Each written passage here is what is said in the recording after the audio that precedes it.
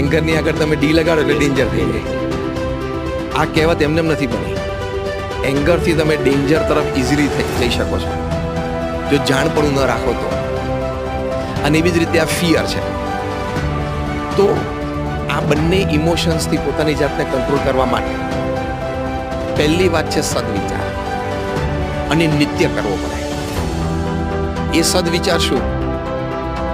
તો લૌકિક દ્રષ્ટિએ સદવિચાર એ છે કે હું આ બંને ઇમોશન્સને કંટ્રોલ કરીશ તો જ સફળતાના માર્ગે સુપેરે ચાલી શકીશ.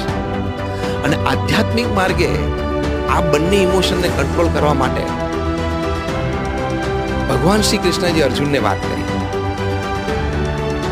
તરતી શોકમ આત્મરેત, એટલે કે તું માન, ભગવાન કૃષ્ણ અર્જુનને કહે છે કે તું માન કે તું આ દેહ નથી, તું આ શરીર નથી, તું આત્મા છો. પૂર્ણ અધ્યાત્મ એ